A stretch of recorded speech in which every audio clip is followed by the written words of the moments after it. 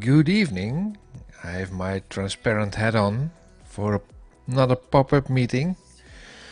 Live streaming. I'm going to look at some Blazor Forms and Validation. That's different than my office streams, but let's quickly start.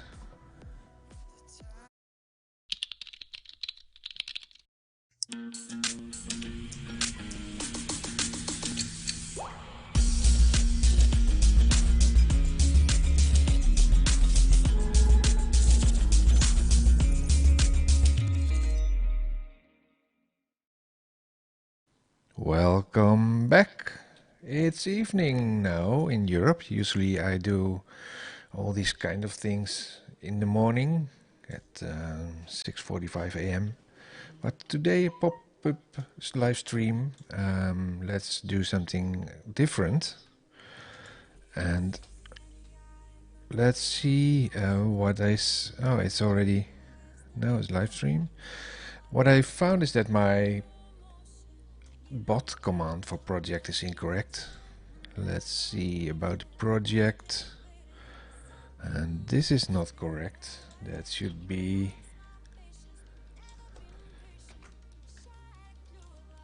working on.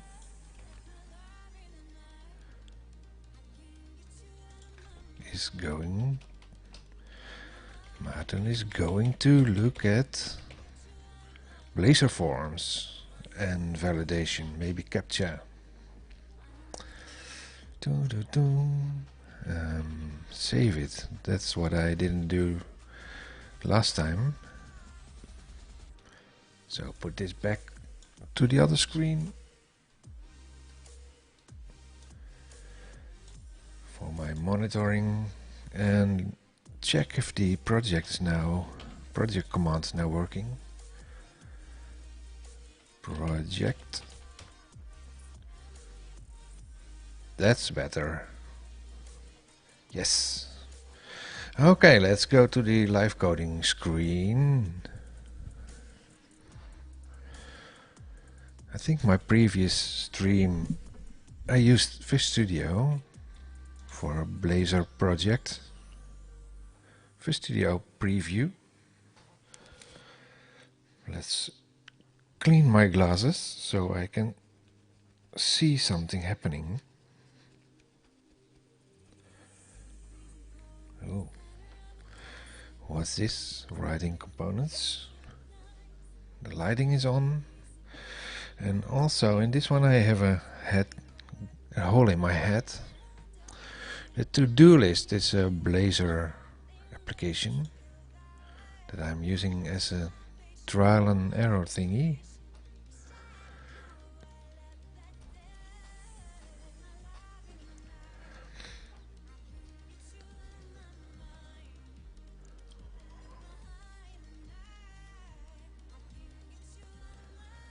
Start value. Oh, I had a remark on this on Twitter. Let's see if I can get that up on the screen maybe.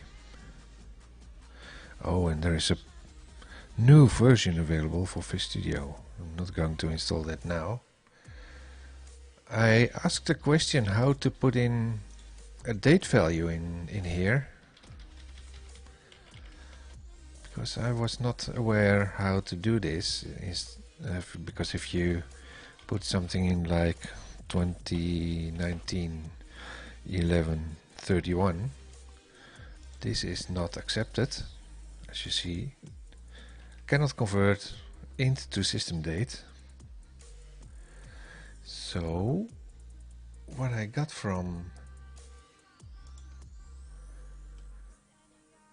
Twitter as an answer was this one. You can do start date equals something like this. Copy.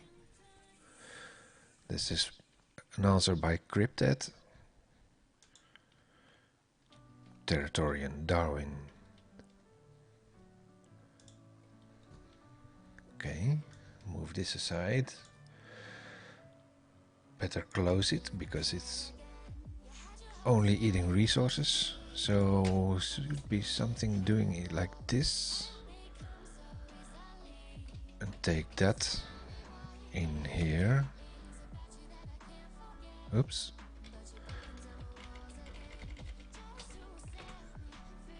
So in Blazor you're basically parsing some sort of a function in there. That's actually recognizing the quotes and brackets properly. And I don't really remember what the page looked like. So go and check this by running it.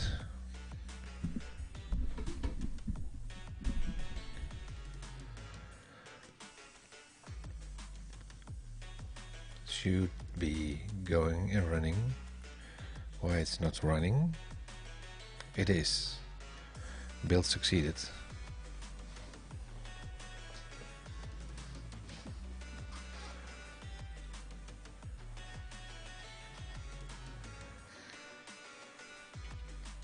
Localhost.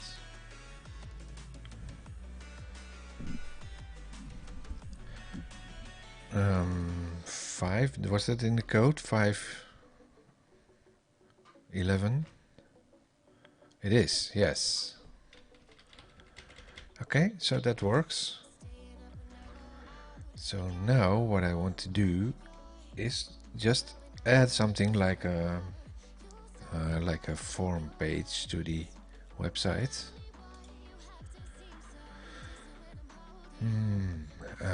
Close the application. I set the application. Then the index. So what I want to do is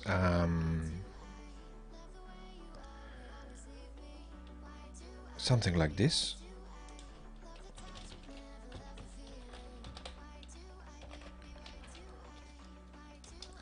I have this website. It's actually the website of my wife's beauty parlor. There's a contact page on here. If you look at the contact page, there's this simple thing with your name, email, subject, and some things, and some text in here. And I want to see if I can do that in Blazor as well. There's a lot of decoration in here. If I do something like an email and I say Maarten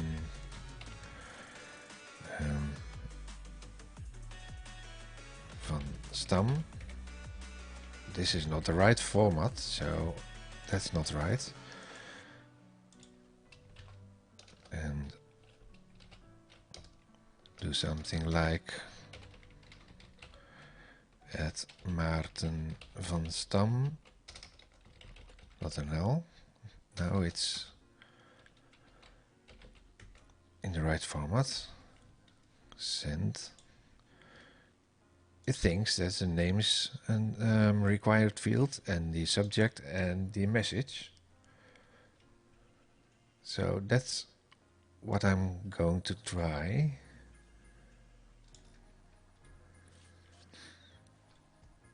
And I also think I have the page somewhere, but let's first do something like and adding a page.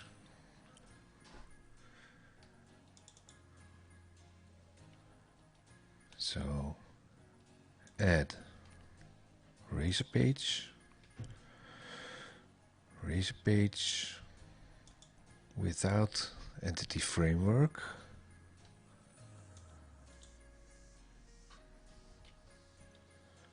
Is it a razor page, by the way? Think so. Add contact,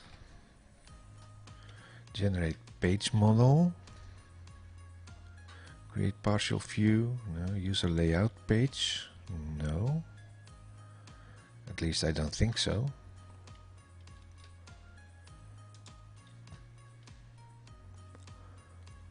Leave empty, it's set as Razor View start. If it is set in Razor View start file. Do I have a view start file? No. So what happens if I do this? Add.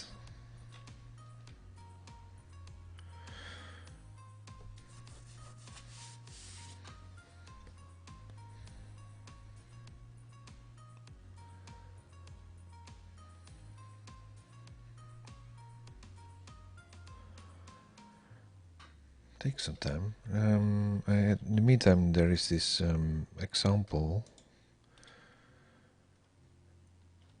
Following the example model.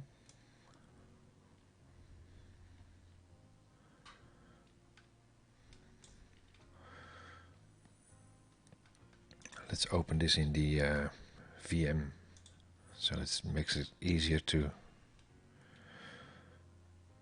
switch between one and the other.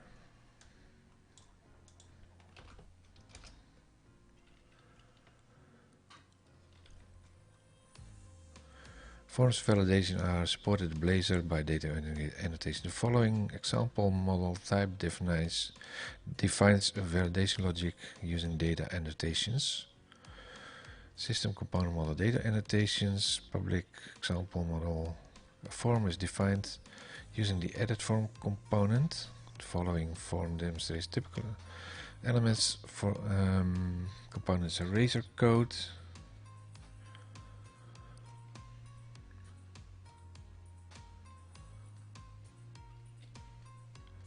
Like the edit form, example model name,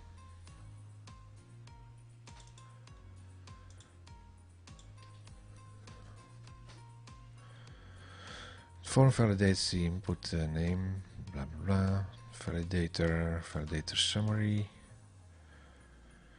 all the input components including the edit form support arbitrary attributes. Any attribute that doesn't match component parameters are added to rendered HTML. Starship. So where's the starship defined then? If I go to the other example, this one,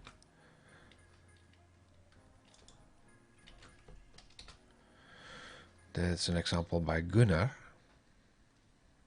and this looks like the example. Let's create a simple model guestbook. Properties for poster name and message. This is a class.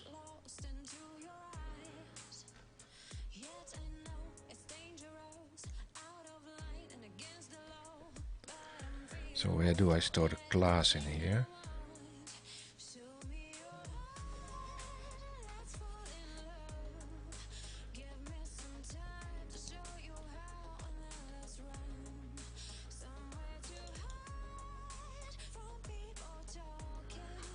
Is that a page model? No, it is not.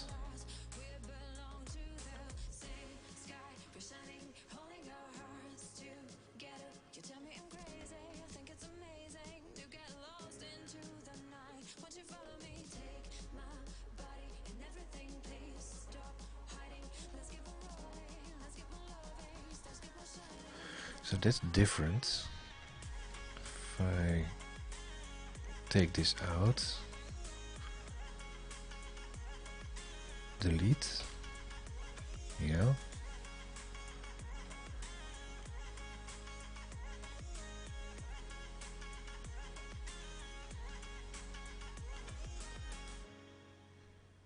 Data.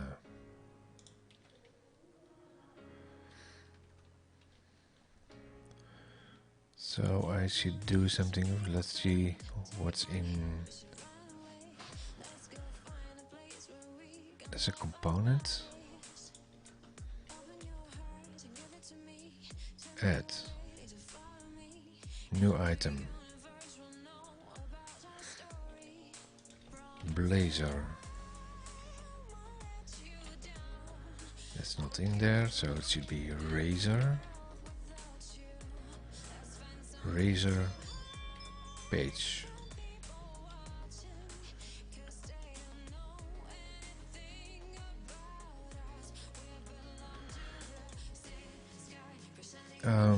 Let's see, because these are all components, I think.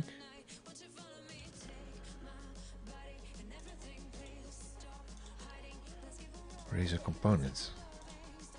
Let's make that something like contact.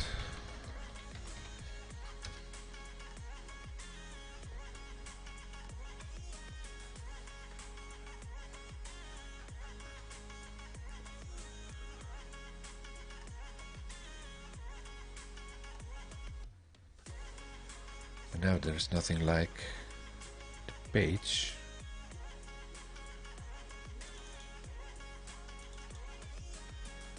Page counter. So that's something like routing, I think. At page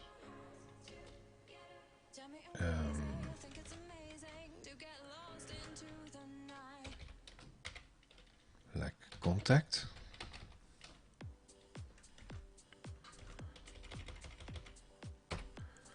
From the root.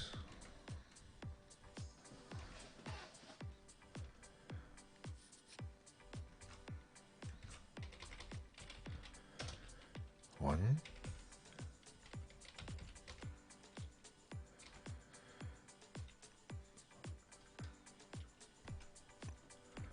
Where's the example for this?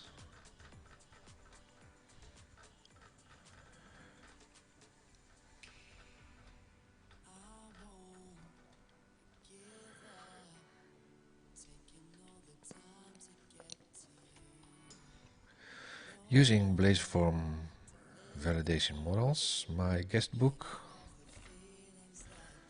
There's contact in my case. Where's my example page? Something like this. Contact.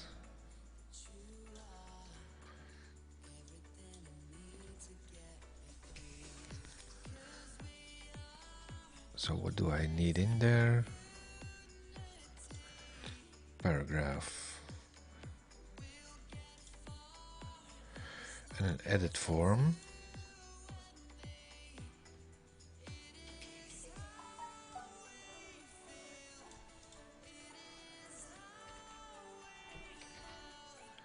So that's still in the Blazor layout. Edit form. Model equals to add model. The question is, what is a model in this case?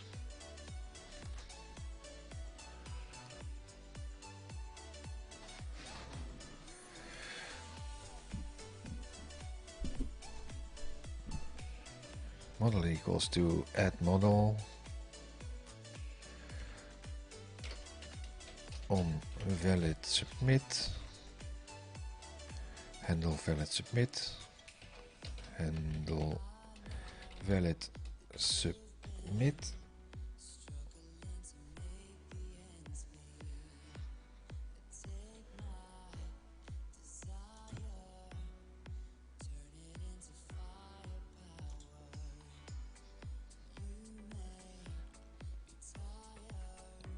handle valid submit on invalid submit, invalid submit,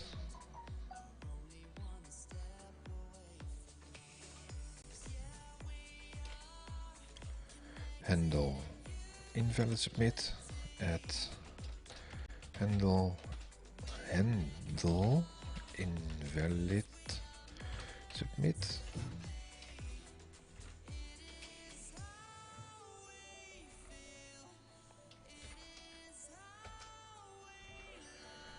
That's something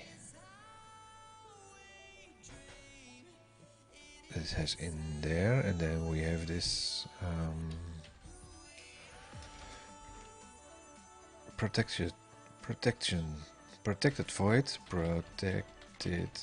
void, handle submit, valid submit.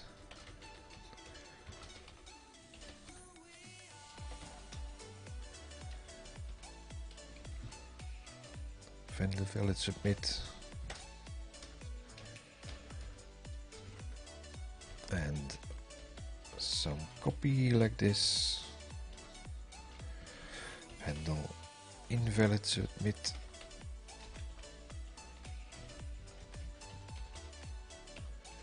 Oops.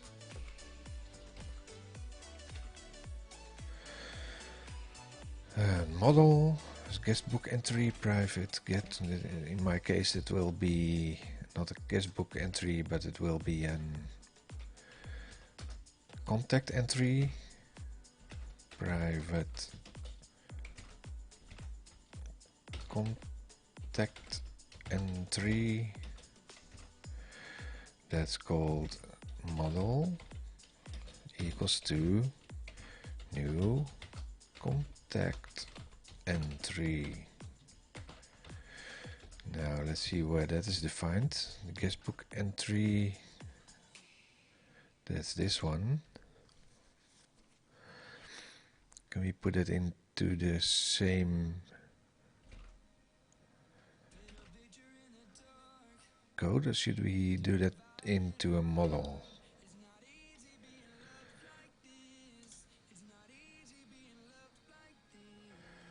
Let's add a folder in here.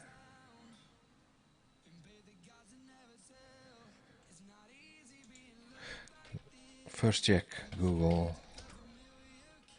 model Blazor.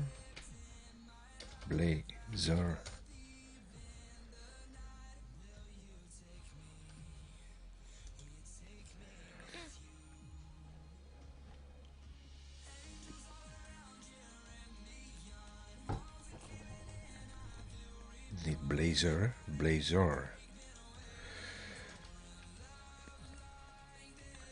ASP.NET Core. It's looking for some clothing in here. I don't want to close.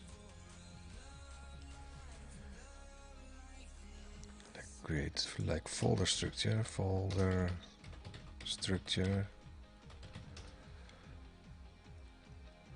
project structure for Blazor apps. Project, static files, eraser components, pages, layout, Blazor bootstrap, build output, run the app. It's not really showing. Oh, there's my doorbell. Nice.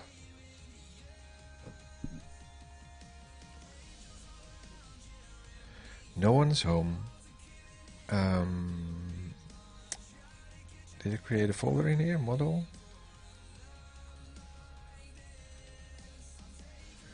Add folder model. Really don't have a clue if it's at if that's the way to do it. New item, C# class. What's it called? Contact entry.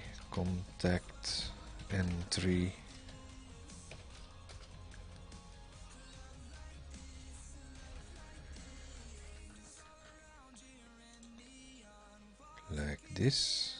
Public class, same thing, to do model.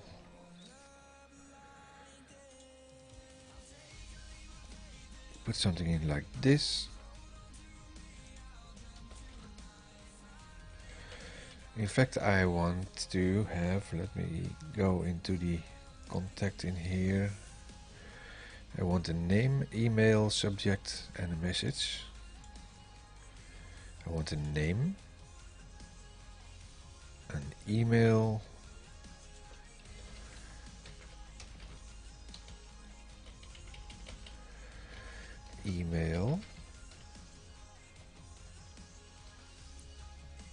subject.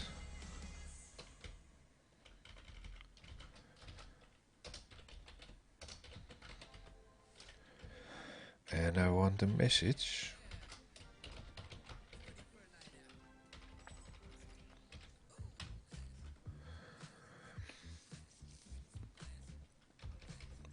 This is something like annotation, I think.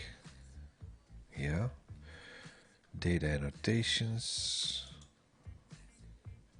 Right.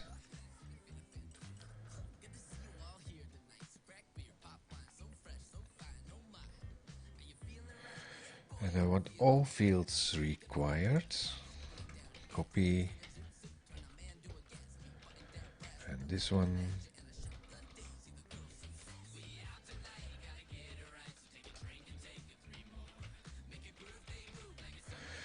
And name max length is not correct. So let's kick that out. Let's bother with the annotations a little bit later.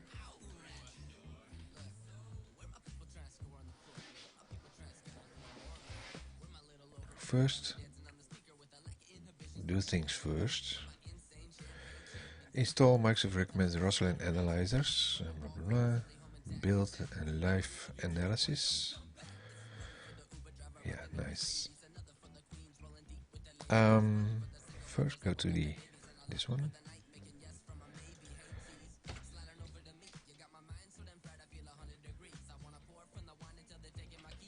How do we get this namespace in here? Could not be found, missing a directive or an assembly reference. Yeah, that's missing, but how do I get this in here?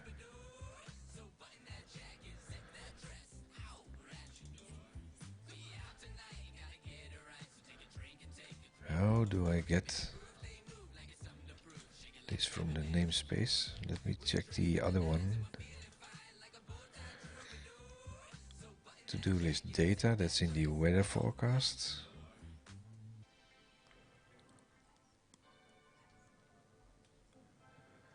Weather forecast service. To-do list data.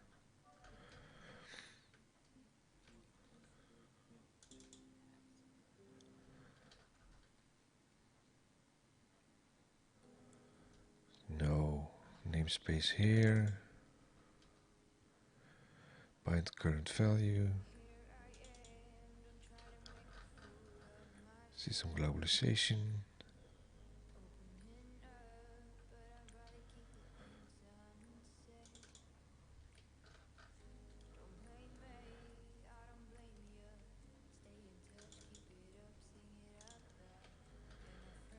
There is like a user in a razor page. Using user.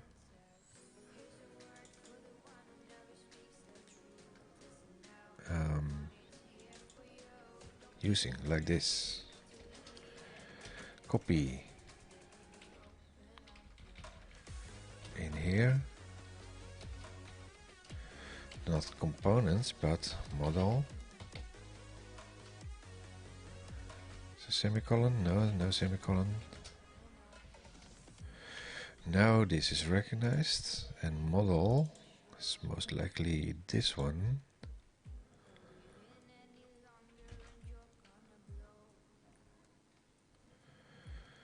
Like model with a capital M, and that's specified in here.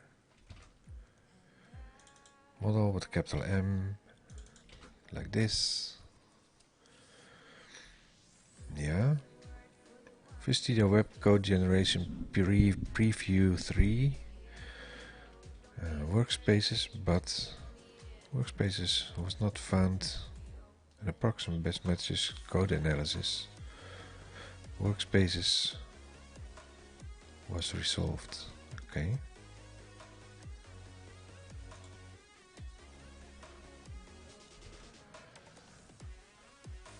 So now we have a model.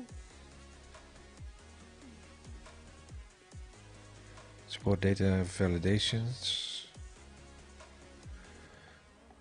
Then using the models, it's exactly in here. My contact, leave me a message my site. Yeah. The edit form, div alert class alert, status message, copy.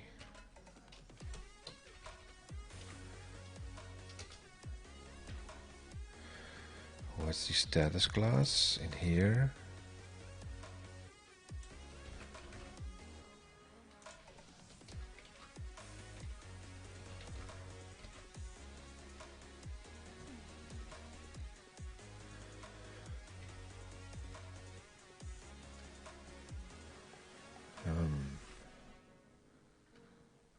Back to this data annotations validator and the validation summary.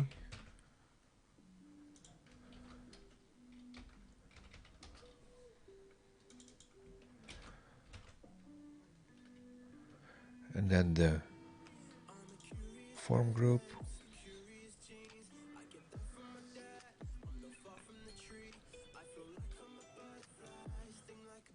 Something like this, copy in here. Form group, label name. What was my model again?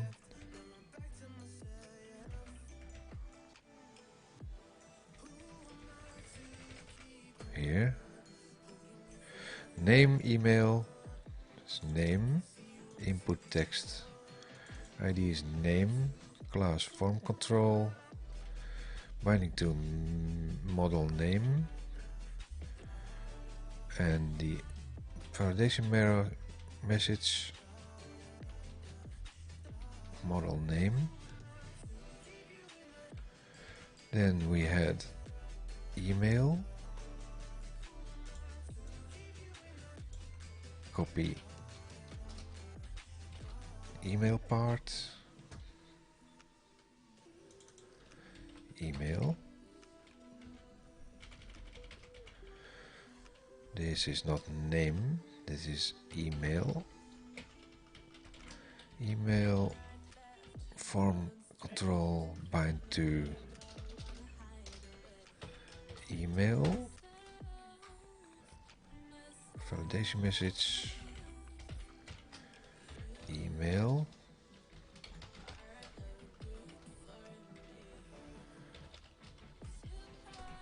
Copy.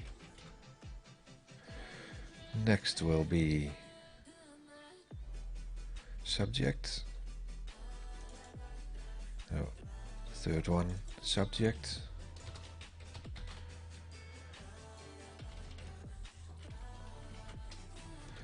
Subject.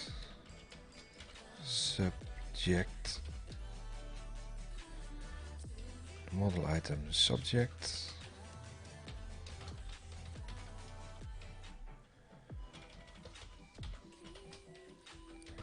Subject.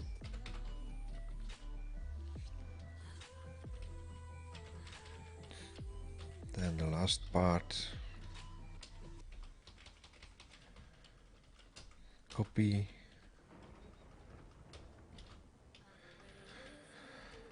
What was it again?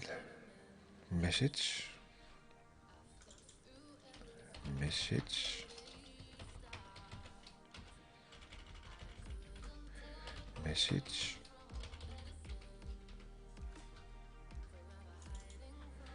Message.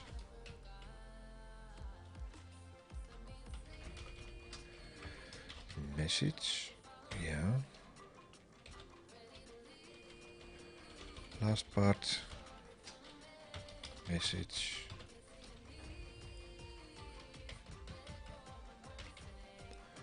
Submit button. Okay. Let's see. Handle valid submit.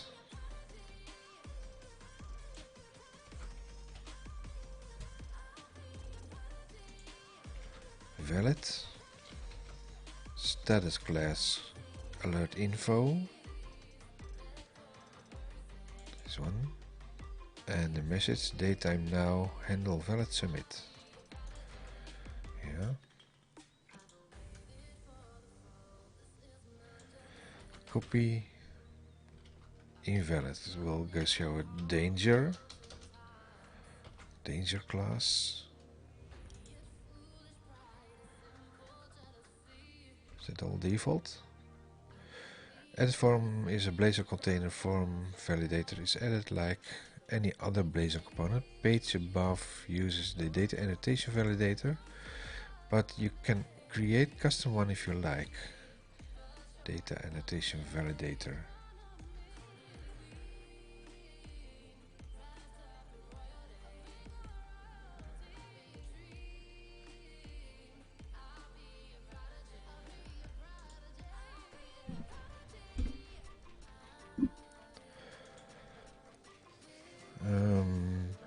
First go to the official documentation,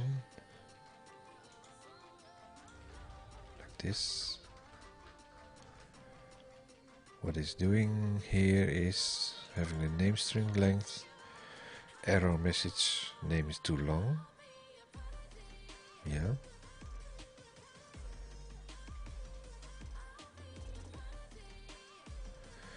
Input text area, select, input number, checkbox, input date. So let me see if I get the code from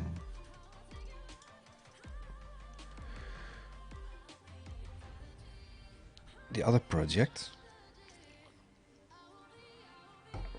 If I can show that. I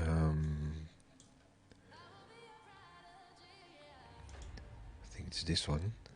Could not be opened.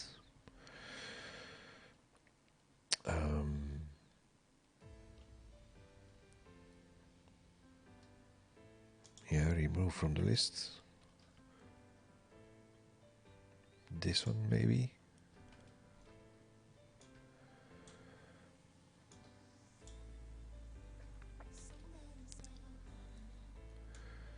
Take that away first, because I only want to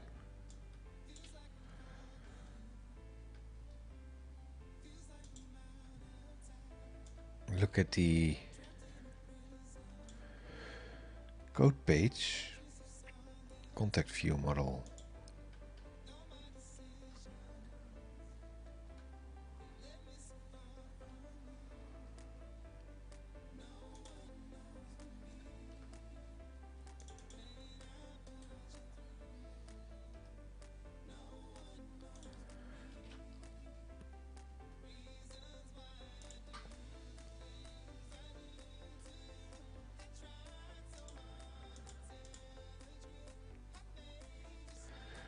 Come on. What I did over here is I created my tabs on the right side, and I want to put this back on top. That's a lot better. So in this case, I have a view back title. This is the old way. What do I have in here?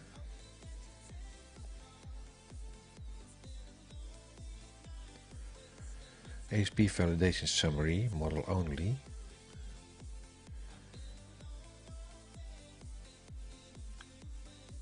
ASP validation 4, is that still used in Blazor?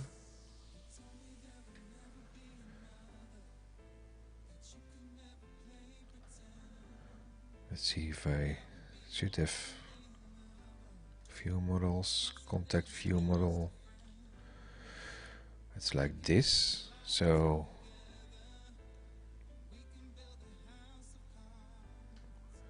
something like this for the name, and I need to translate it for you.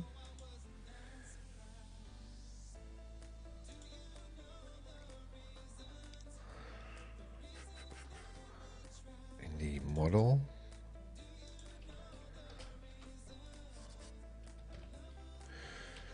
error message, name, name is mandatory, name is mandatory,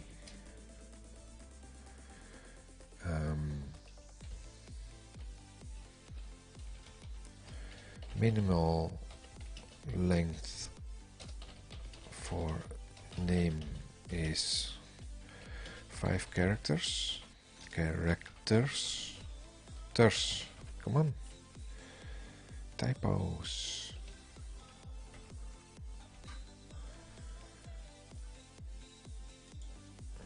Let's move this to the other window.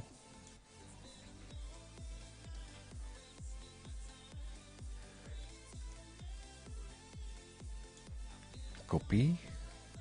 This is for the email required. Email address is mandatory. Email address is mandatory. Email is not in the right format. Email address has an incorrect format.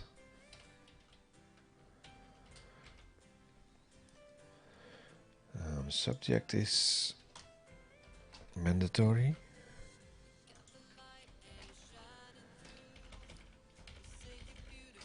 Subject is mandatory.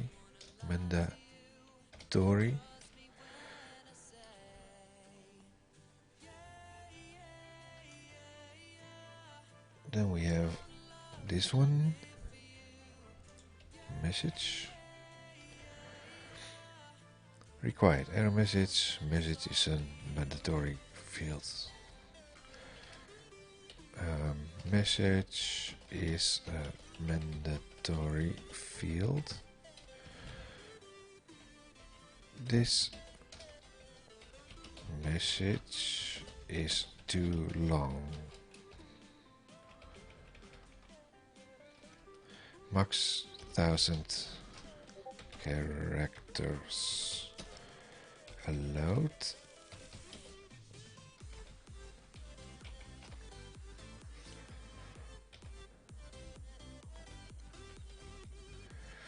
String message. So this is the model that's kind of the same as the one that I have over here.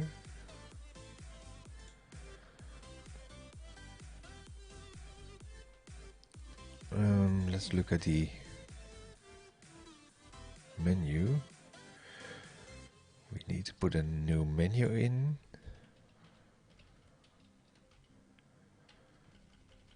First, let's try and look at it, how it's running.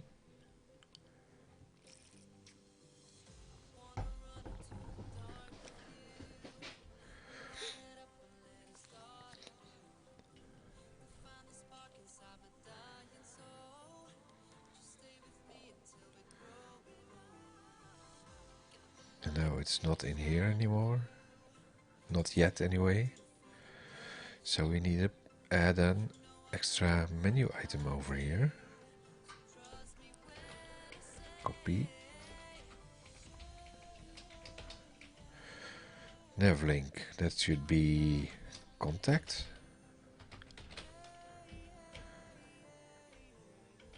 OE list rich, fetch data, contact page, contact. Something like this. Let's F5.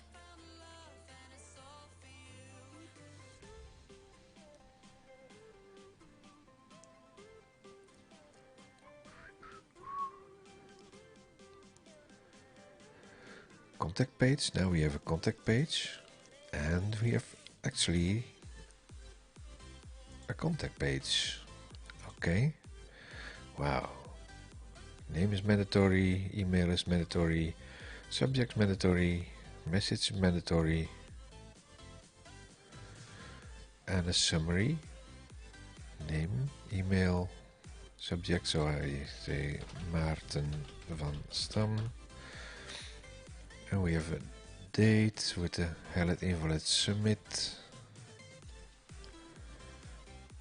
And now click OK. Name is now OK. Maarten.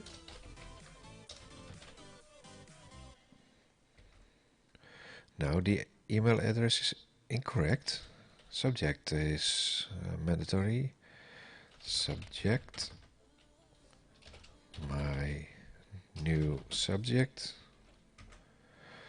Message, this is my message. It is a message in a bottle. Okay, and now the email is still not correct. Maarten van Stam. Now it's considered to be correct, but it's incorrect. It should have something like .nl in here. And then okay, and now it's valid. Okay.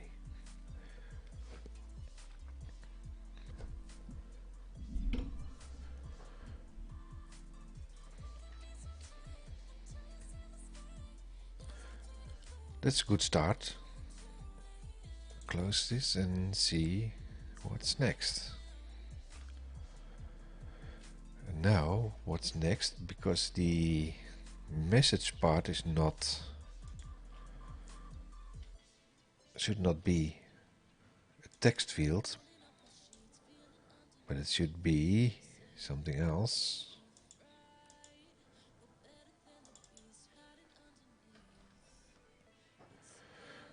Should be an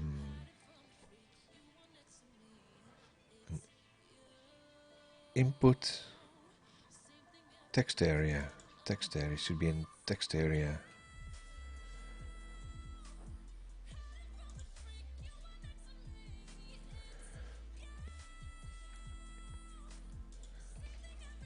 Make that last one in here. Text area. And according to the layout here, text area, input text area, input text area.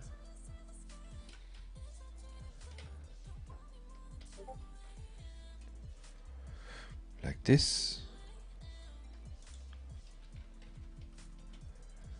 And let's see if we get a text area now.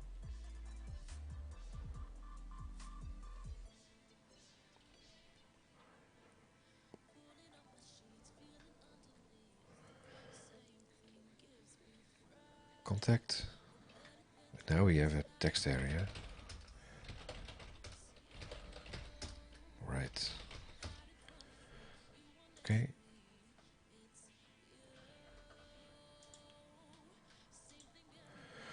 That works. Now let's go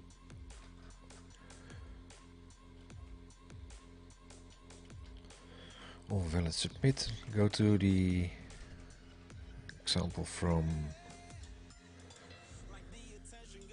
Gunnar. So this worked properly. Disable the button until the form is valid. You can actually dig deeper and try to do something fancy if you want an OK button to be disabled while form is invalid. I found a blog post disabling the submit button in Blazor Validation by Peter Himschoot. So the Dutch guy, sounds Dutch.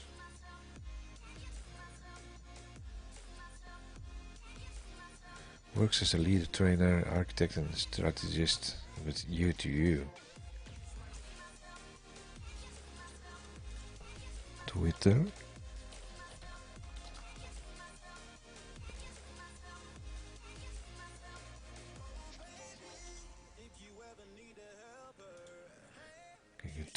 TweetDeck. Look for Peter Himschoot.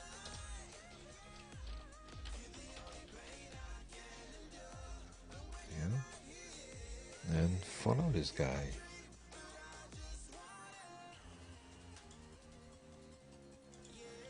Always follow people that you can think you can learn something. Close that. Back to the documentation. Where he provided solution through a custom input watcher. My solution is small. We can assign it to edit form either model or edit context, but not at the same time. When using edit context, we have way more control over validation. Edit context. This is the way I solve the need for additional components. I solved button disabled status problem with a simple but not straightforward trick. Instead of boolean true or false value for disabled value, I went through with string.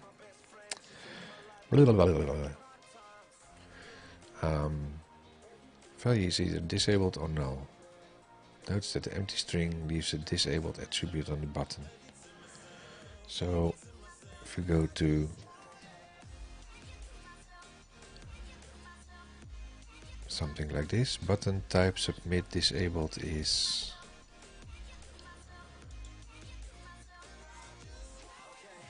something like this.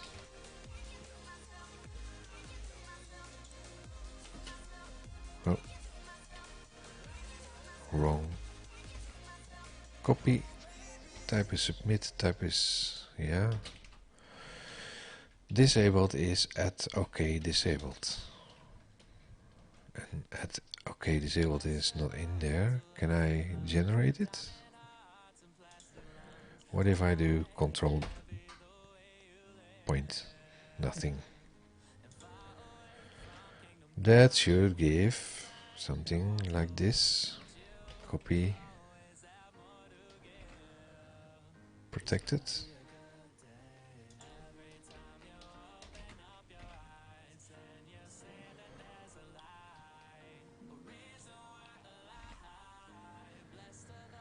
Protect string OK disabled. Get set disabled.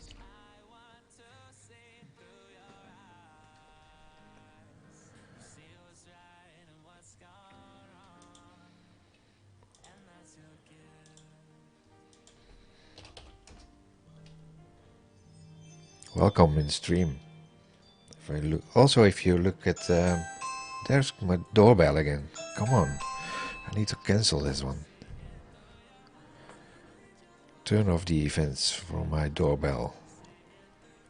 If you can guess what kind of doorbell I have.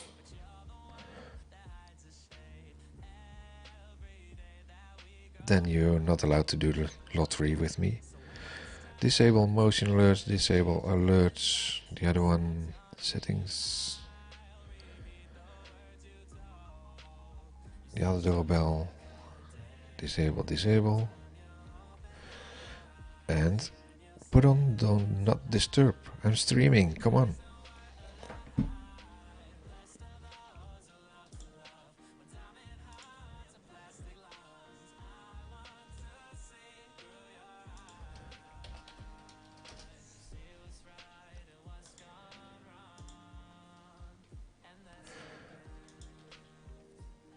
Welcome also in the YouTube stream.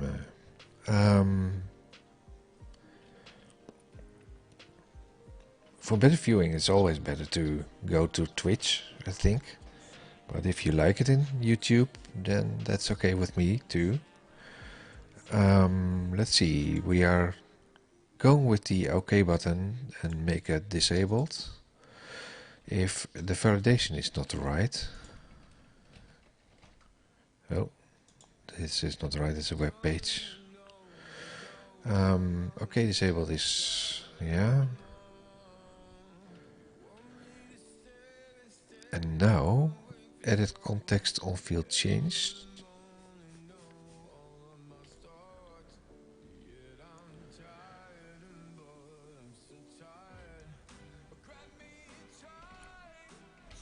That's like this. Edit context on field changed. Set OK. Status. That's this one. Copy.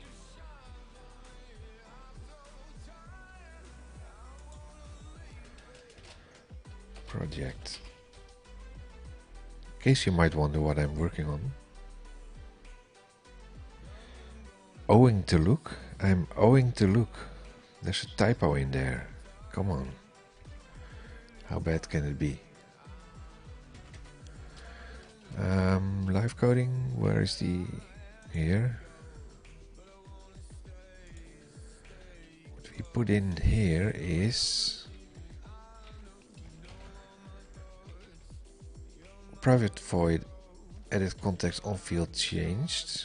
Set OK disabled status, and if the set OK status is OK, then it's null. Otherwise it's disabled, but I'm missing the edit context. Edit context, and edit context is from this one. And in my case that's in the edit form. The edit context, is there edit context in here? No.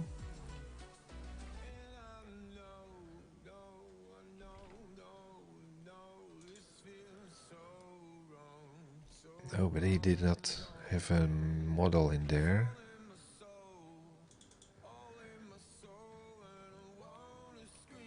Let's see what would be the good option there.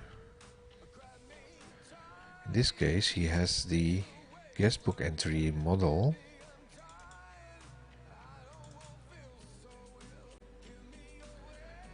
Where's the model for this?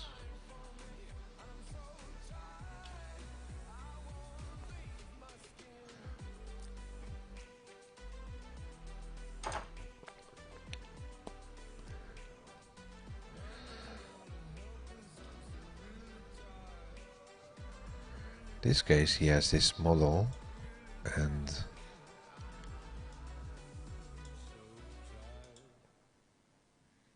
on valid submit, that he leaves it out all.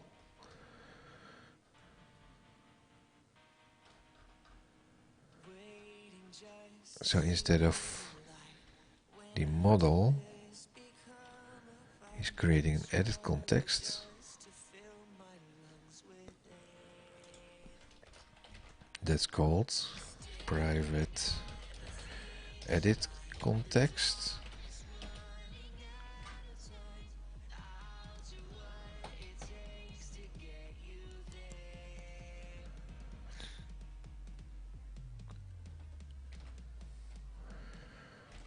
And he's naming that like edit context. Edit context.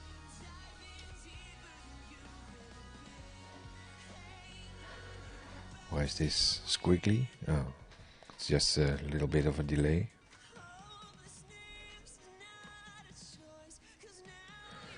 Edit context. And that's one related to that one. And adding an edit context to the edit form.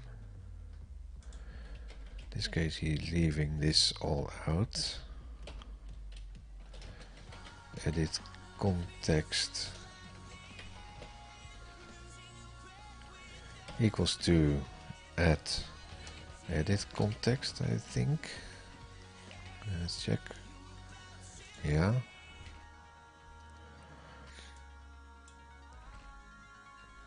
And he's taking out the summary. Data validation summary, removing this data validation summary. Like this.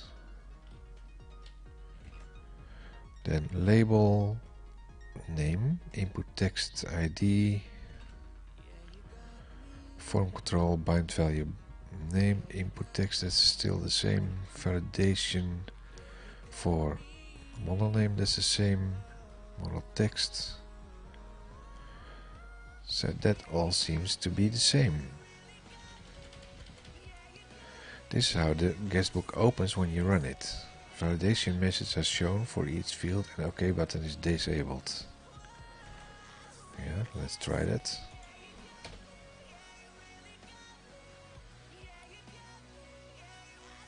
kick it in.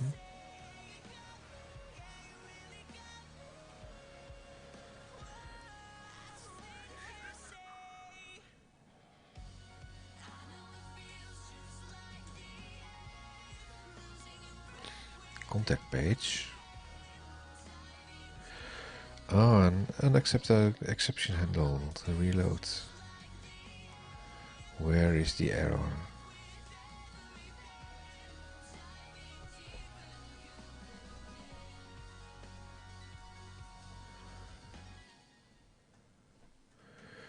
This is not okay. Edit form requires model parameter or an edit context parameter, but not both. I thought I had removed one of both.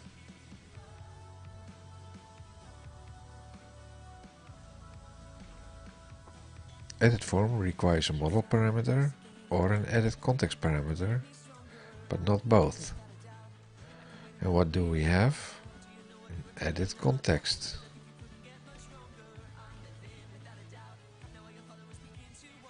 So what's wrong?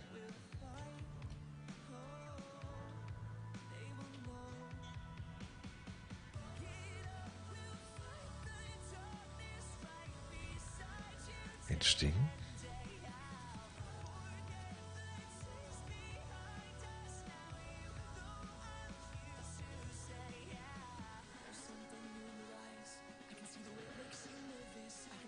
Show raw exception details. Let's show the raw exception details. Edit form requires a model parameter or an edit context parameter, but not both. And I don't have both.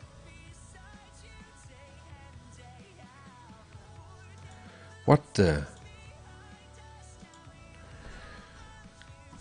Not sure why this is. It's going the wrong way. Oh.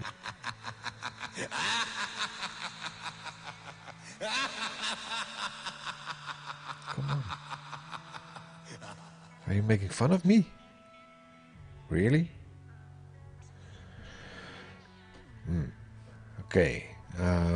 Must have been forgetting something.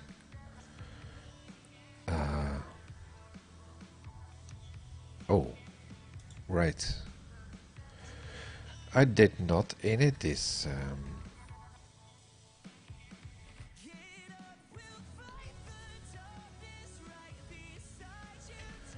So let's move this all up. And then protect string disabled is this one. Then I forgot about the excuse me, the init. Protected override void on init. On init initialized. On init. Okay. My guess is not on init, but it's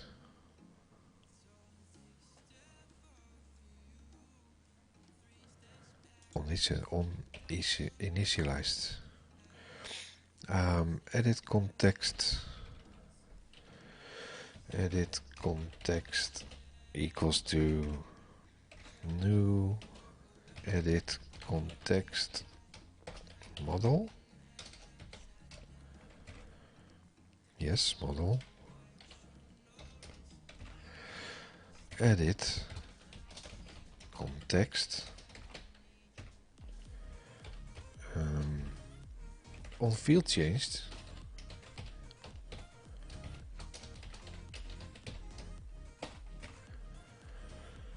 That's an event handler equals to tab is not working. Edit context on field changed. Something like that. Base on init. I guess it's initialized.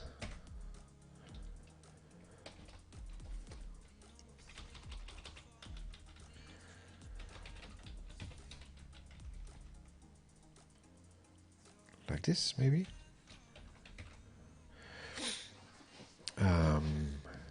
On after render, base on after render.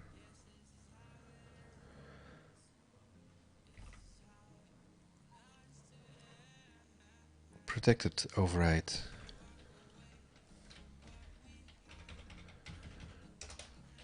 Protected override on after render. On after render. Yeah. Oh, what happened? Is it? Come on. Override on after render. What's happening? No.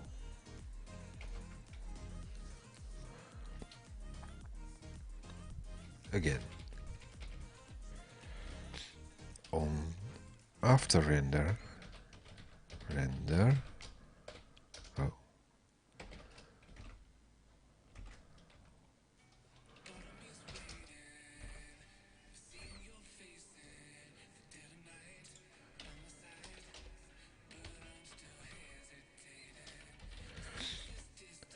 This should be void on after render. I really don't know what's going on here. On after render.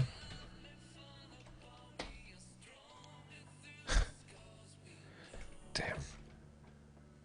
The code format is doing some strange things here. Base on after render. Set OK status disabled. Like this. Then we have an on field changed.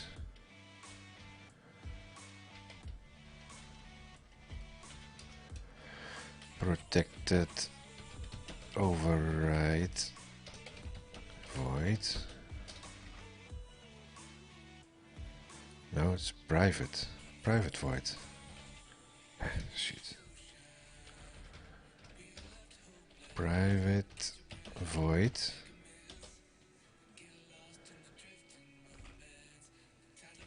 Edit context on field changed. Object sender, comma field changed E.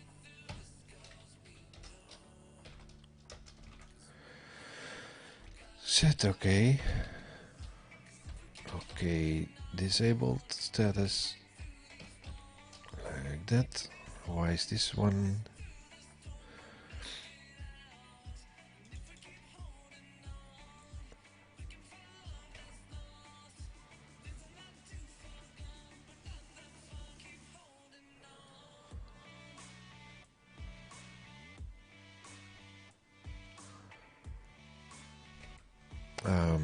Let's see. Set OK, disabled status.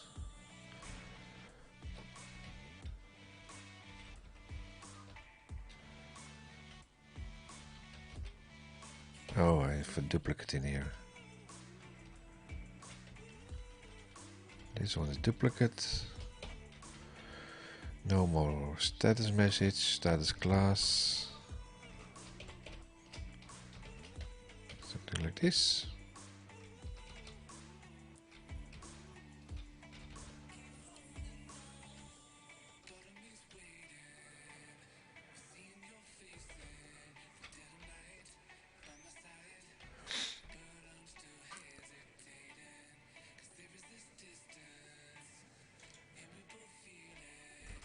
The class is gone, I think. Yeah.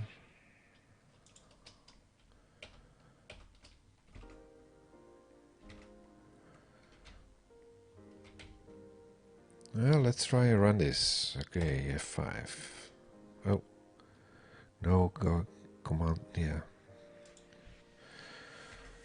So it's saying something on after render. It's the first time.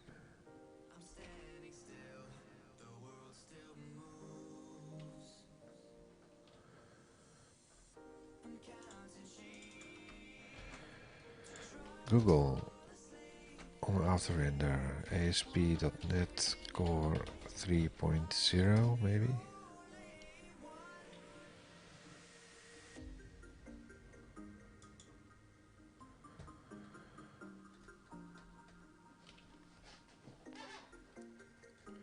Upgrade an existing on after render.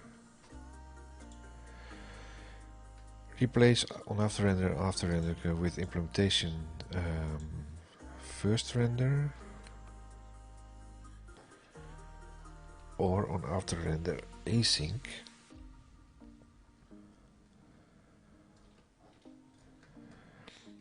Where is the information for that?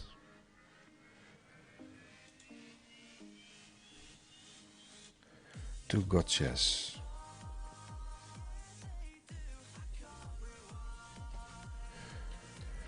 On after render,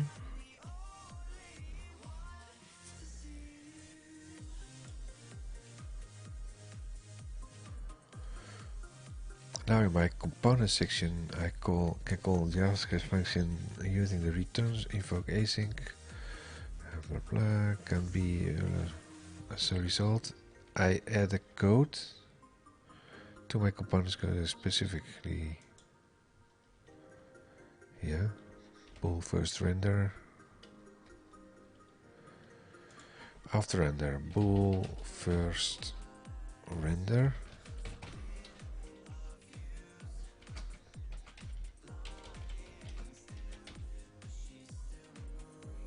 This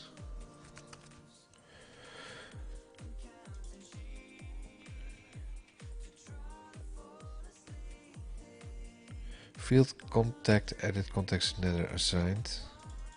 Where does it point to? It's pointing to the to-do list. Why? Line 42. So why is it selecting line 2 then?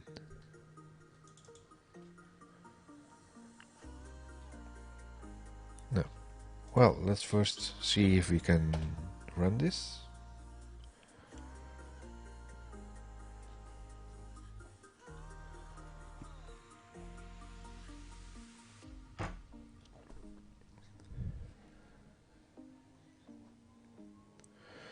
Contact.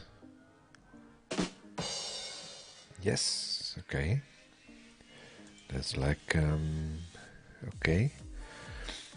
Let's say Maarten. That's okay. Maarten. That's not okay. My new subject is my... I'm not sure if my OK button is enabled. It's a bit tough to see. My message.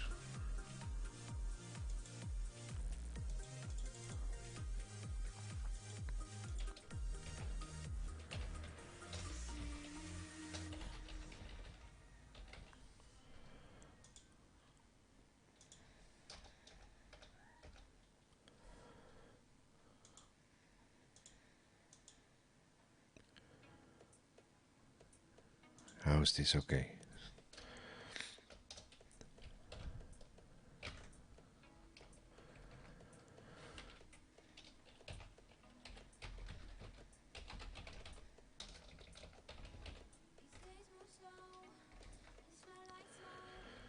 Apparently that's okay.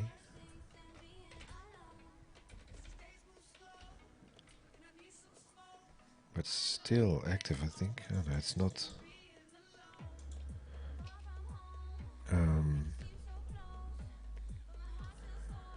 Add.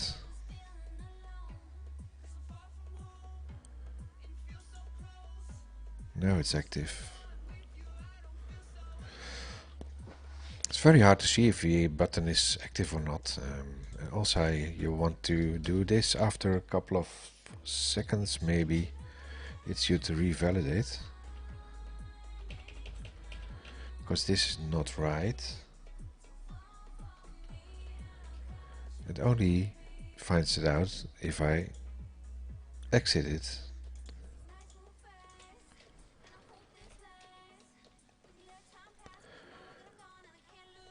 Van Stam. Now it's okay. I click something, but nothing happening. Nothing is happening. Oh, we have a starter.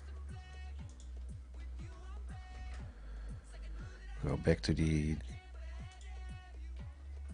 project over here.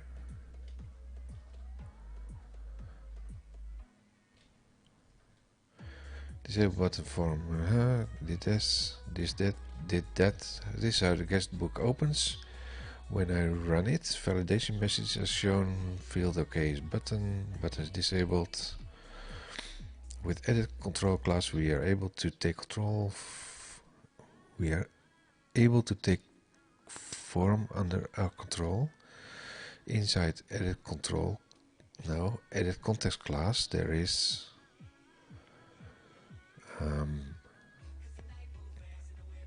this has changed as well somewhere.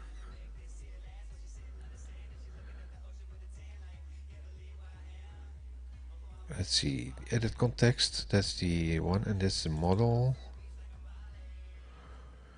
On field changed, on validation requested, on validation state changed field. It has events that triggers for changes. We have methods to mark fields as unmodified. It's easy to get field ID used by Blazor and notify edit context of changes if we need. Check validation station when field changes. There's one more minor thing to solve. When the form gets validated, I want OK button to be enabled at the same moment and not when I leave the field. That's what I was just mentioning. After some research, hacking have become an ugly solution with key up, event and reflection. I'm sure Blazor guys don't want you to do that at home, but here's my solution. But that's not my solution, I think.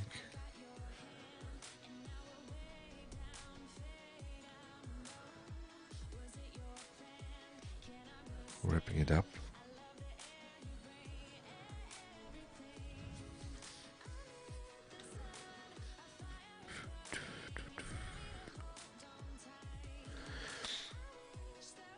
It's a small thing, but users will love it. Found fruits. So what's the official documentation saying about this?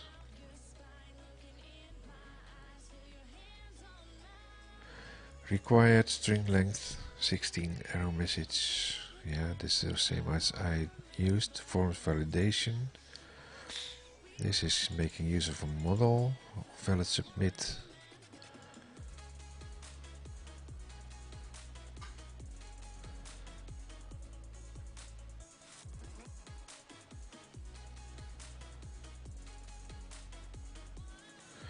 Input text based on the input event. Use the input text component to create a custom component that uses the input event instead of changed event. Create a component with following markup and use the component just as an input text is used.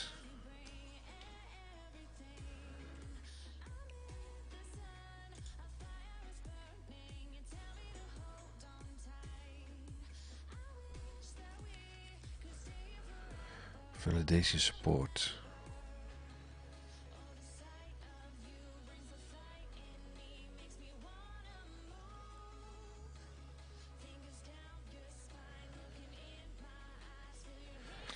Please describe how to bind submit button disabled state to validation is valid. Page missing documentation how make manual validation on submit.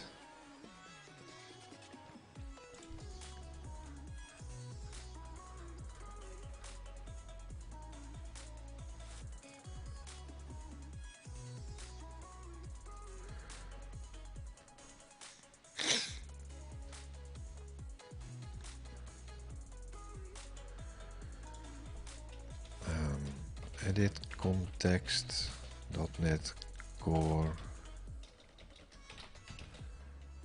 3.0.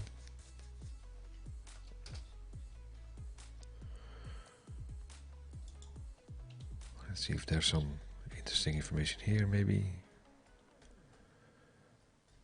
Endpoint routing, no. Edit context.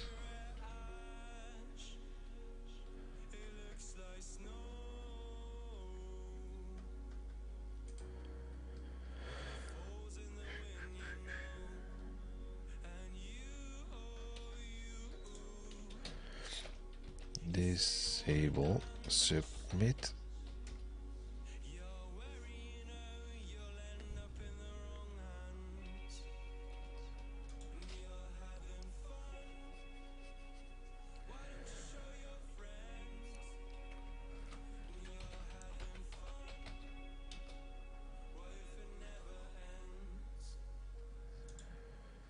Found a blog post disabling the submit. This is by Peter Hemschot. Input Watcher.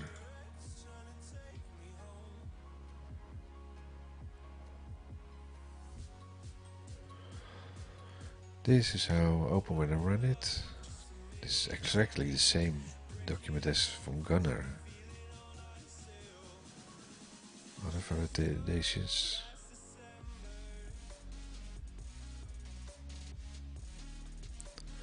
So one of these guys is stealing it. Is that true?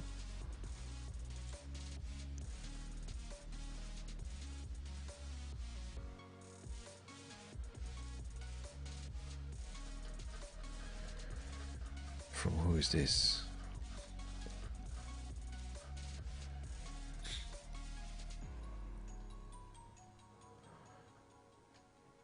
Blazor Form Validation. Is that the same as this one?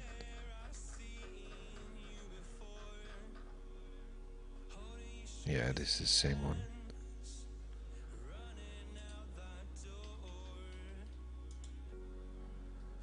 Click.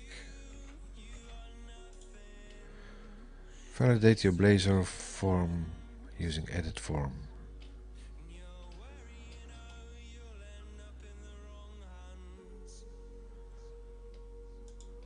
This one.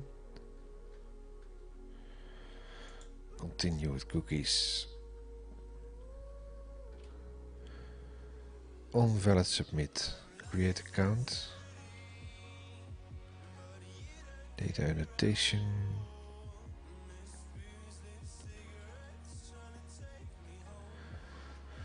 I used editor form instead of plain HTML form. It will provide all the validation logic I needed. Input text is used by binding your input. Inherits input base.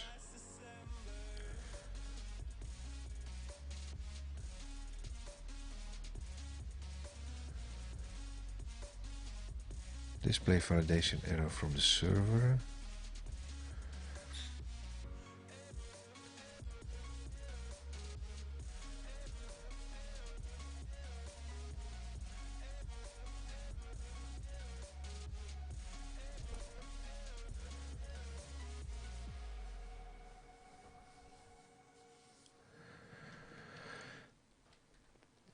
Let's see if it's, how is this done?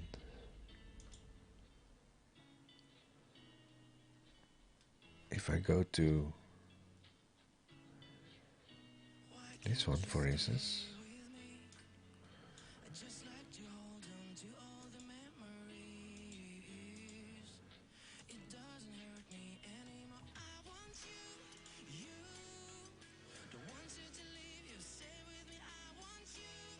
That's sent a message and that's refused.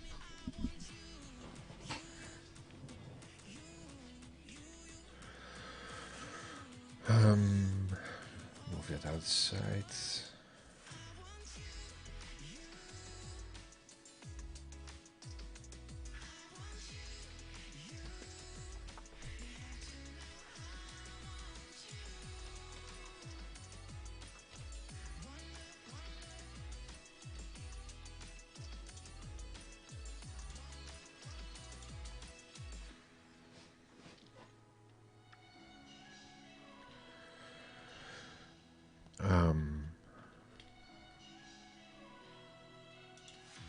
Let's copy it somewhat like it's done with the other one. Or maybe fluent validation, components improvements, Blazor. No. So I think it should be going back to what it previously was. Edit context.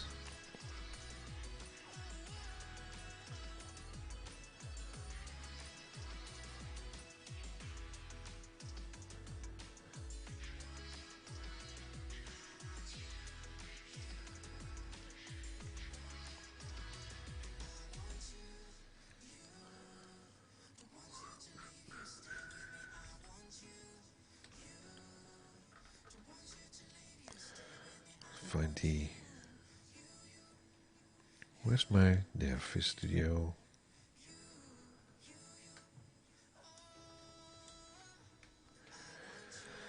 In here,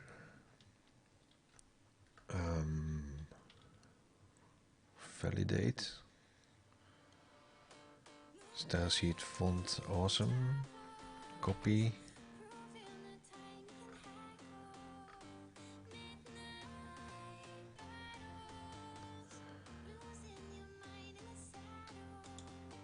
something like this.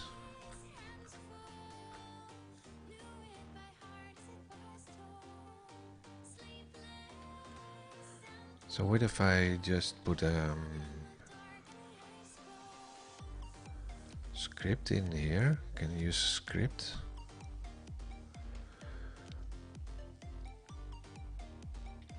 How to use a style sheet in Blazor. Use style sheet Blazor.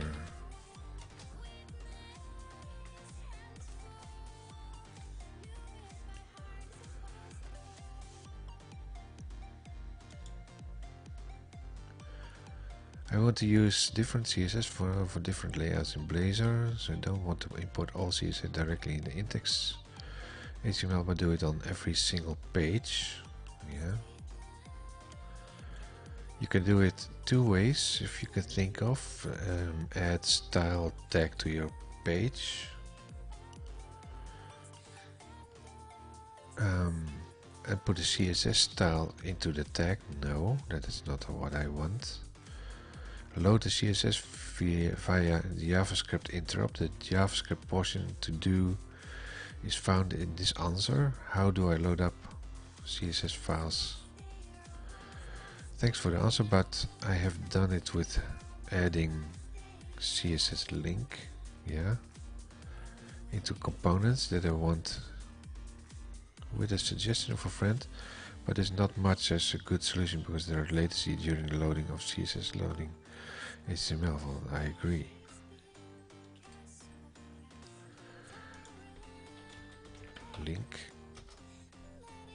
Link tag in the middle of Blazor components.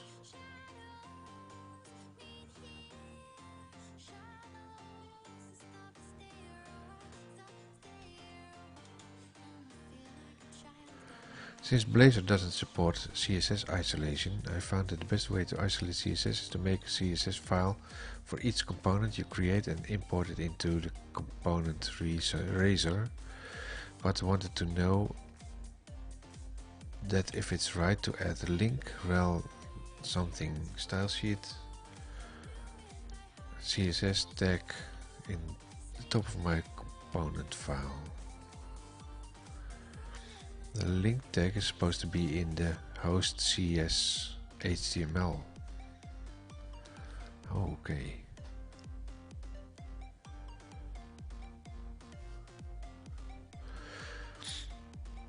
Which one is newer? This one is the latest. If you want to know what the file looks like, if you visit Blazor Fiddler, the file telling it's a second file. Yeah, sure, I know where the link is tag and I'm aware it has to be there. But in order to make CSS isolation, it has to be. I have to add it to the component page. Do you have a good suggestion? What about add CSS block? Take a look at the issue here. When I use this, I get an error. The name CSS does not exist in the current context. I get the idea from the link that I sent you. It was supposed to work, but as you see in that issue, they're appealing for the feature and some ASP.memory conversation. Maybe they're working on it. So what I would suggest is go to the ASP.NET Guitar conversation and ask there. Or command.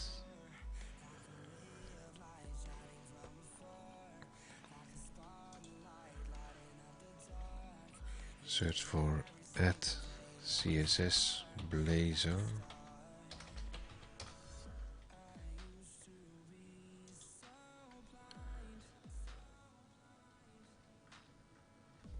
CSS isolation Blazor components.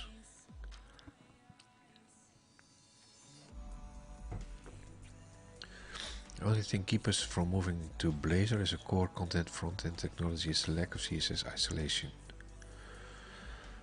Change CSS isolation Blazor. Totally discrete, use CSS without feature. It's looking right, goes without namespaces.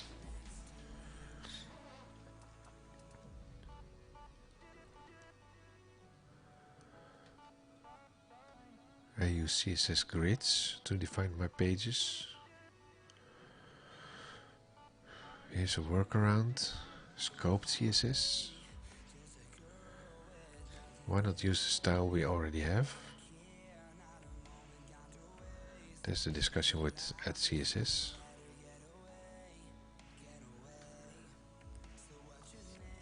I just added JS edition as well. Script. Without CSS isolation,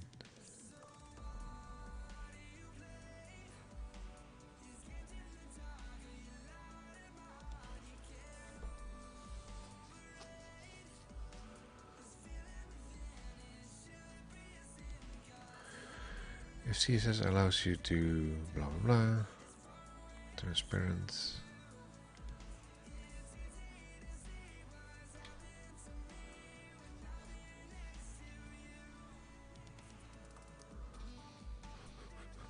Razor syntax can already achieve the same level of inline styling, yeah, but that's the style.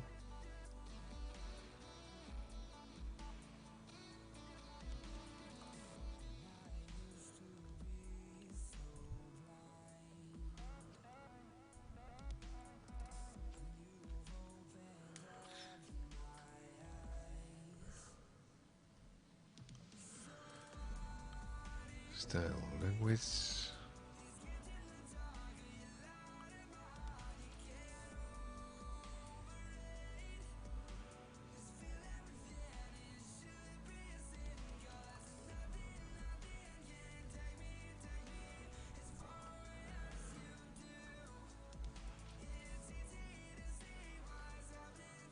Thanks for your input. When I use multiple file options, how can I refer to CSS? Inherits.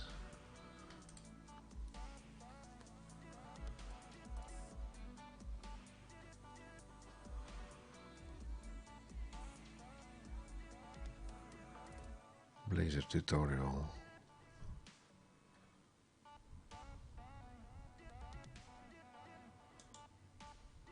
overview, WebAssembly,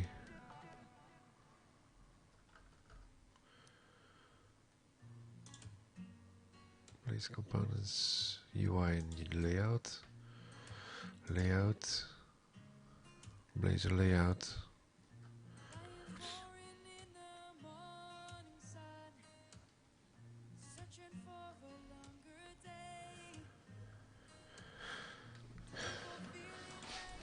Google, where to store my CSS. CSS Blazor.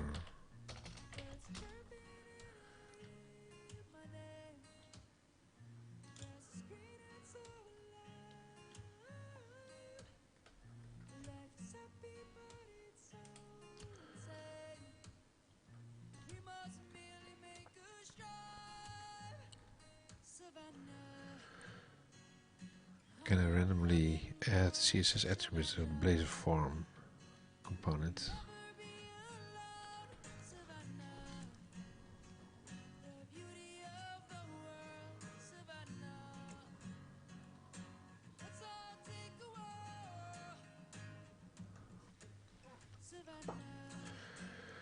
Yeah, the simplest way would be to take something like this, copy,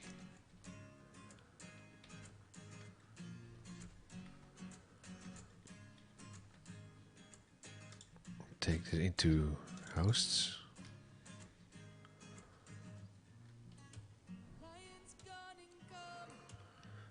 like this. Style sheet href, font awesome, integrity here,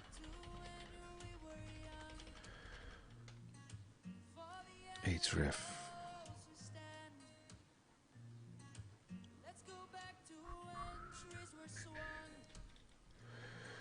So if I have a text, for instance, like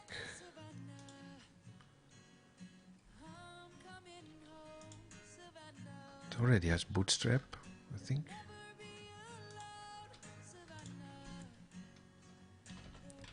So what if I copy my complete structure over here, copy, bring it over in my contact.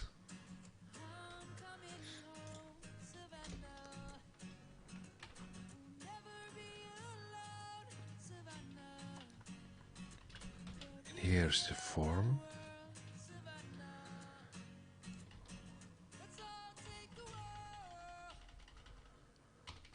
Take the form out.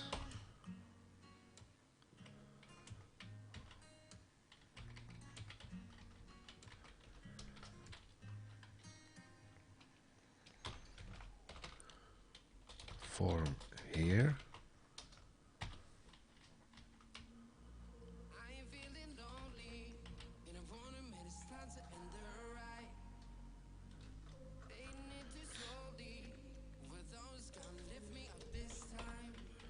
Let's see, we have a container and a row and an MD6.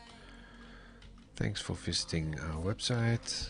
Thanks for visiting our website.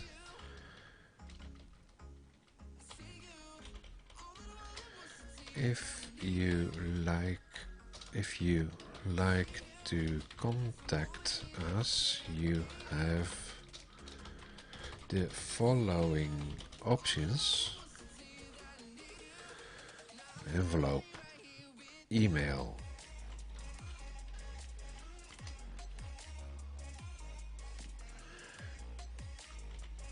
use the contact form on this page.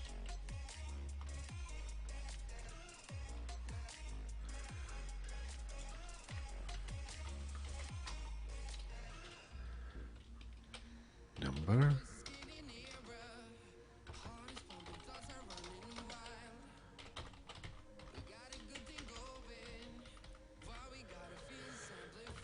Number.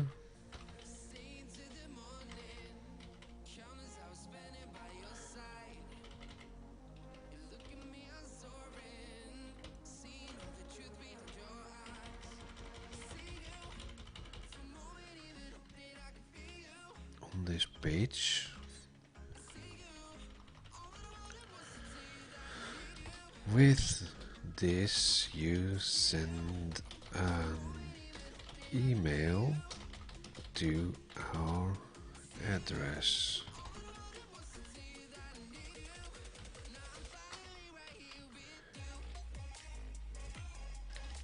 If you ask a question and added enough information,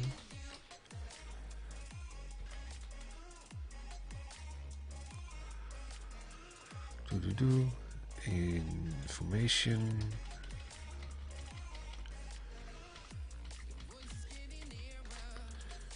we can contact you.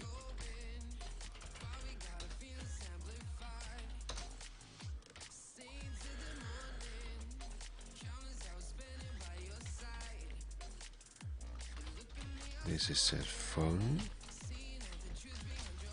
mobile,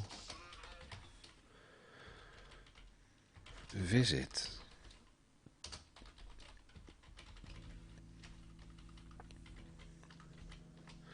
Street, zip,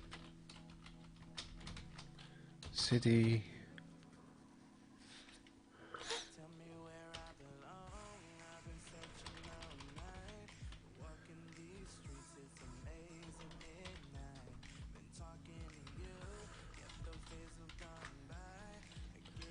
you can call us at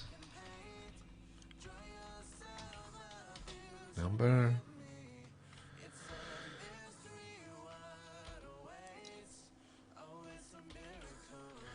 to create an appointment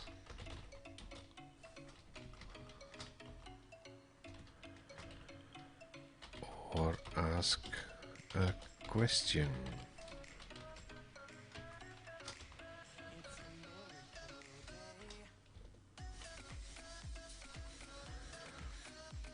Yeah, let's name here.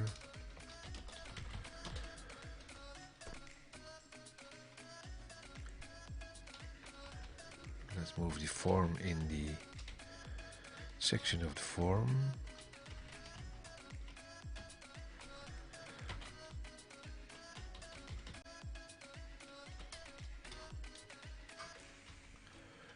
Something like this.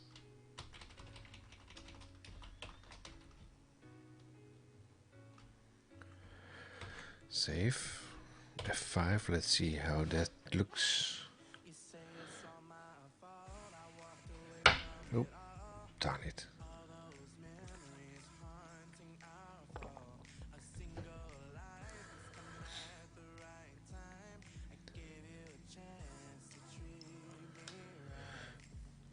Contact. Yeah, that looks already nice. Maarten at maartenvanstam.uk go.uk. Subject message.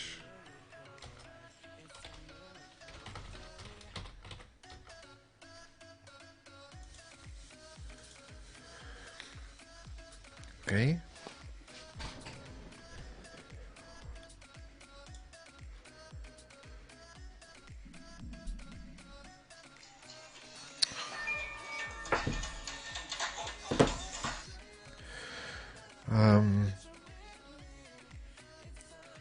I don't know, but if someone calls you on a private number, I'm not picking up the phone because you're not telling me who you are.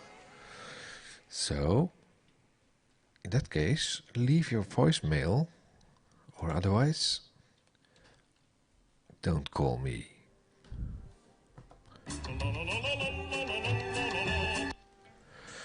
Yes.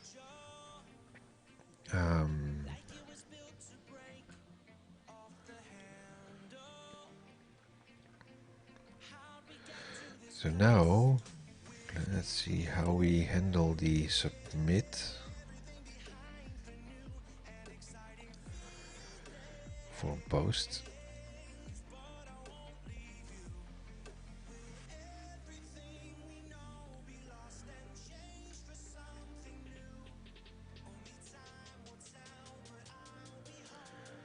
That can only be done if,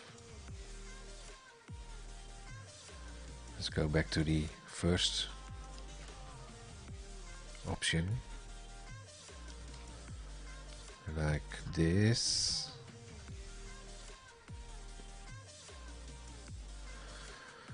Where we have this one.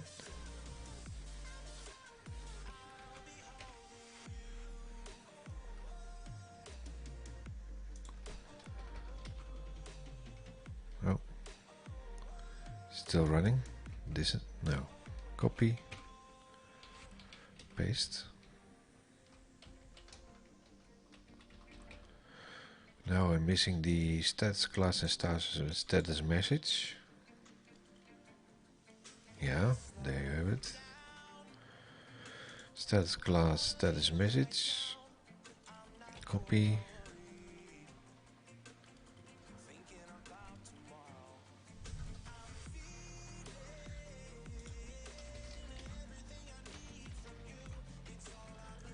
Like that.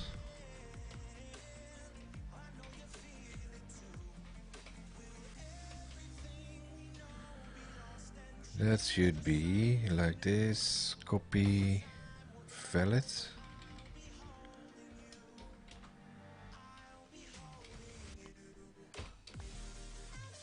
And the other one is invalid.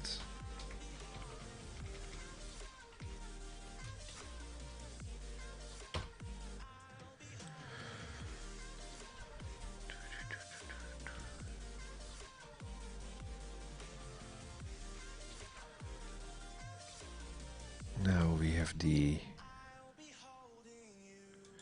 invalid submit.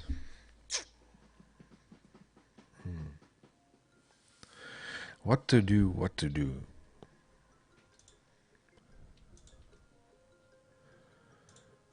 I would say something like this. Copy, well, make it, turn it back to this one.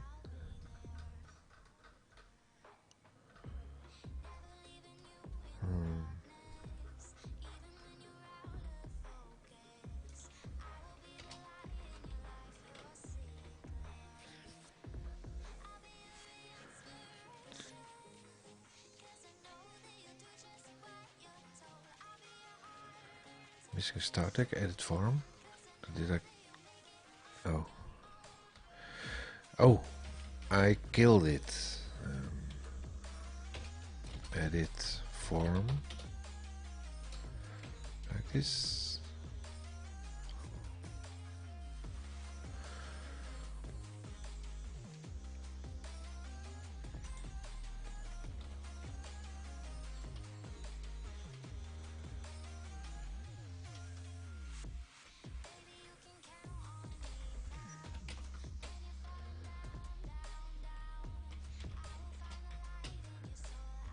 This. Now I missed something in the, what's this? Element tag is missing closing bracket. True.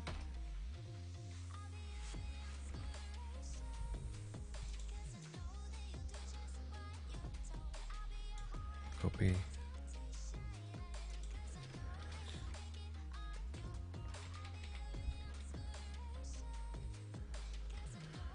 This.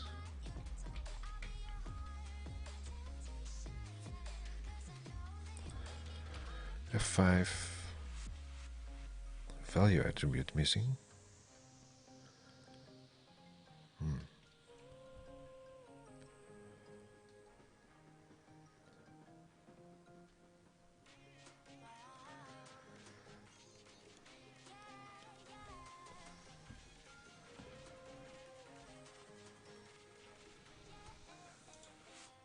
contact.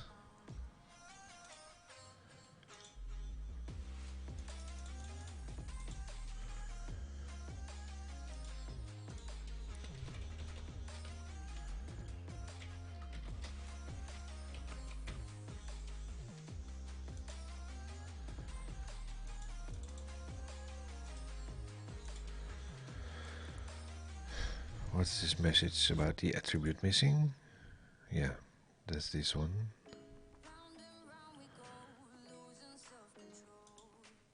Let's close everything except for this.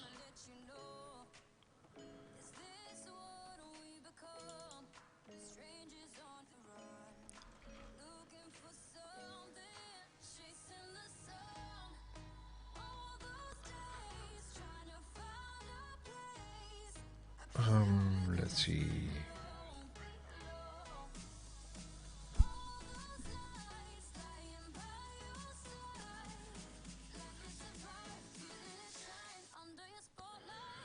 Class form group, that's the same. Status message.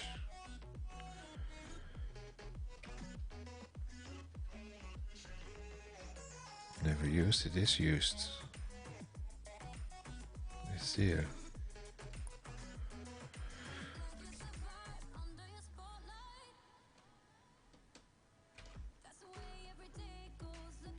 Five.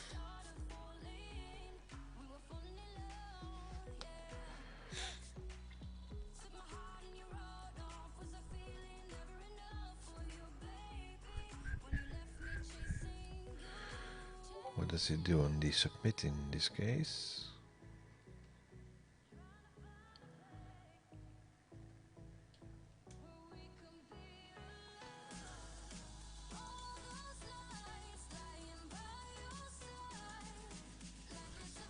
Yeah.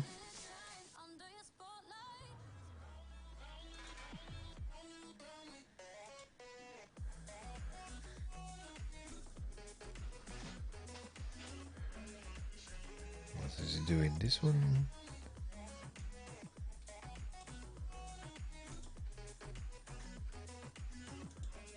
Send a mail. In this case, the summary is not available. And I don't need that really.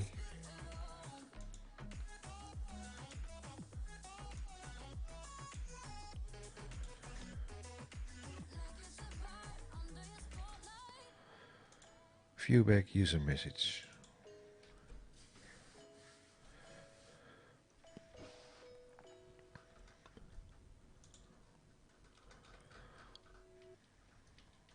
Okay.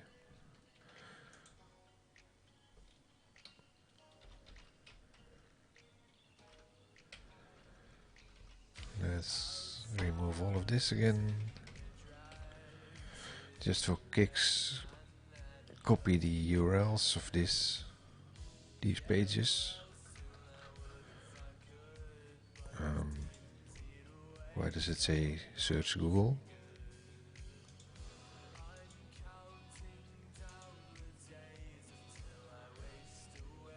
Copy. Put it as comment in my code here.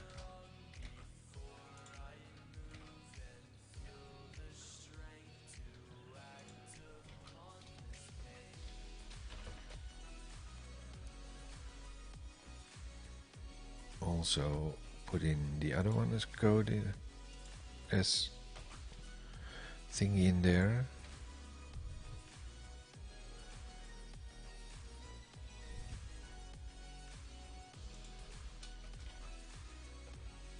Oh.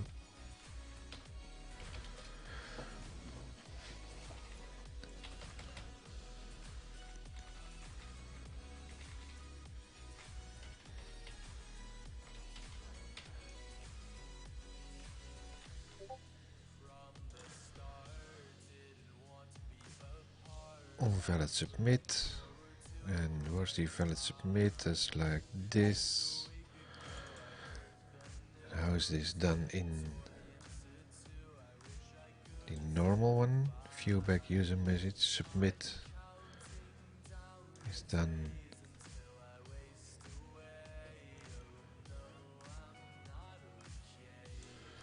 submit.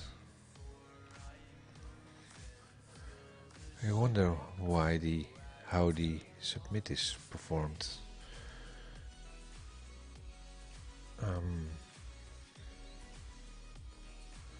The contact form.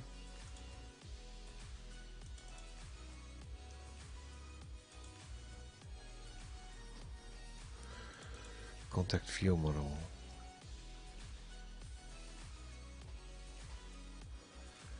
That's not in there.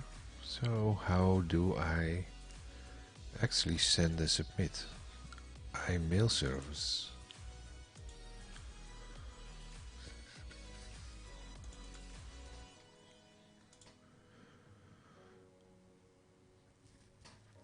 Name, email.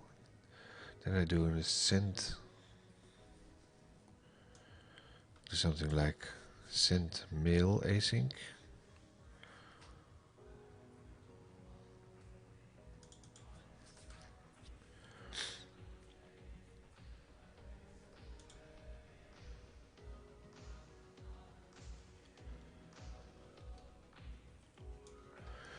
Let's try to avoid the risk that I'm showing some credentials here.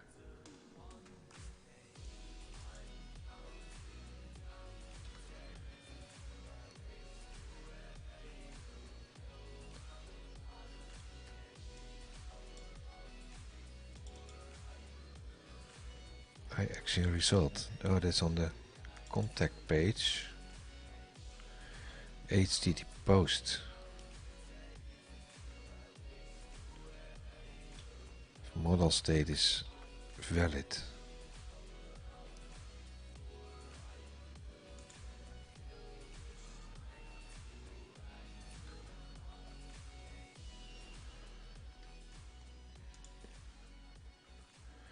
This is in the app controller. So where is the app controller in Blazor? Google.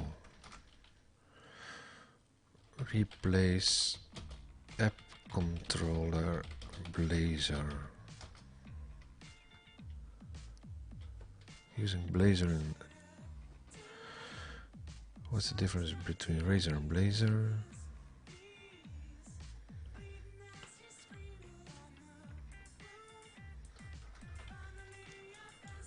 Submit form Blazor.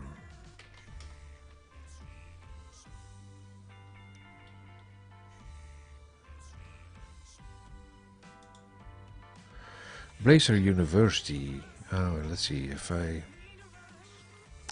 when rendering an edit form component, Blazor will output an HTML form element, standard web control, and submit.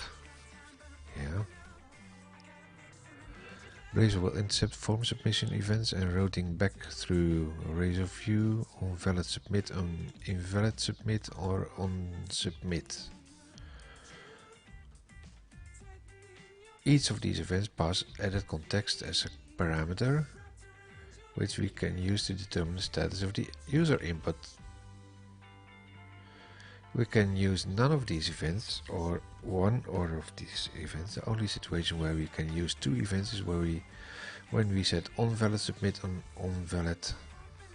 invalid submit together. Neither of these two events can be consumed if onSubmit is set. So this one has onValid submit and invalid submit. Then this is what I have. OnValid submit was executed on invalid. OnSubmit is executed form when the form is submitted, regardless whether the form passes validation or not. It is possible to check the validity status of the form by executing edit context validate.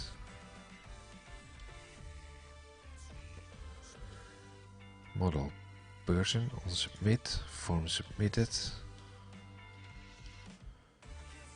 That's form submitted. So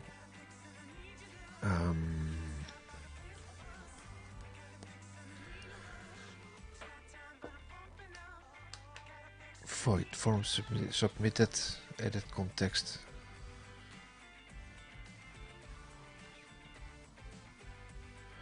Blazor validation limitations.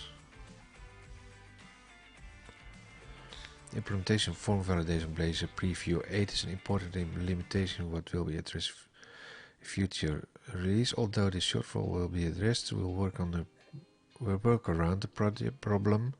Edit context field, identify field state. It's an exercise in learning how Blazor internals work. But first, let's look at the problem when the user experience in preview 9. For a simple form where all the properties are simple types, validation works fine, but when the other form has properties complex types such as person, class, or example, having a home address property that is type of address, the subproperties will not be validated unless the user edits them. The following screenshot shows how the edit context validate. In the previous example, returns true to indicate the form is value even though the address line and the address postal code are both decorated with required. Yeah. In behavior we actually want the result in the user experience following screenshot. Yes. And that's it.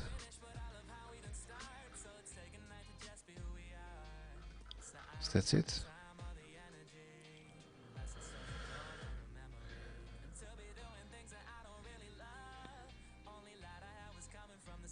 Inheriting from input base.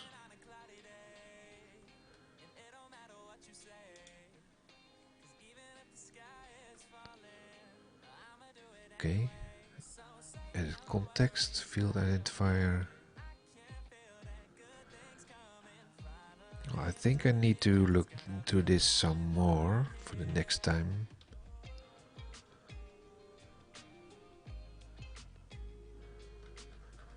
Writing custom validation.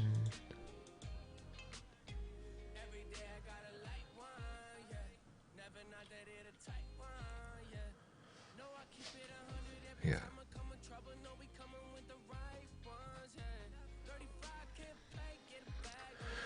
Let's take this one also in here in the code and continue with that a little bit later.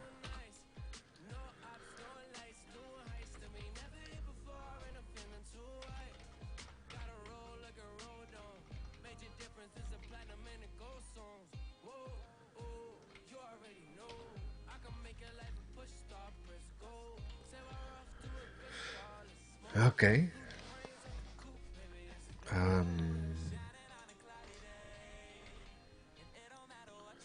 What I need to do is add back the thing where it said that it was submitted, like this. I think.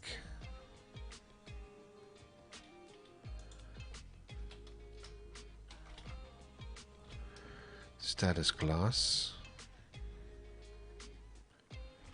That's in there. Status class, yeah.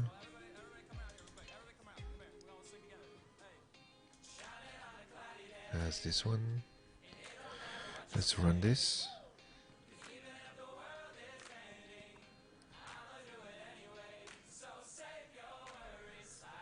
This will be the last thing that we do today.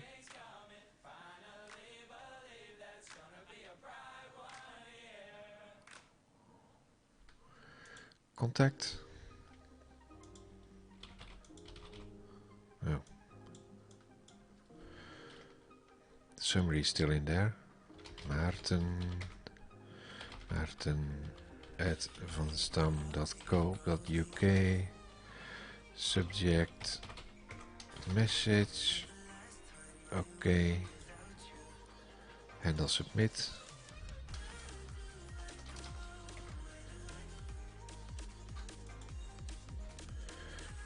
Invalid submit. Great. For now, I think it's enough. Next we are going to look at the submission, and actually going to handle the submit of the form. And so that's it for today. Tomorrow morning I will be back for office, some more office development. I do that early in the morning. Maybe tomorrow night another pop-up stream like this one. And if you've been watching, thanks for watching, and hope to see you tomorrow again. Bye bye.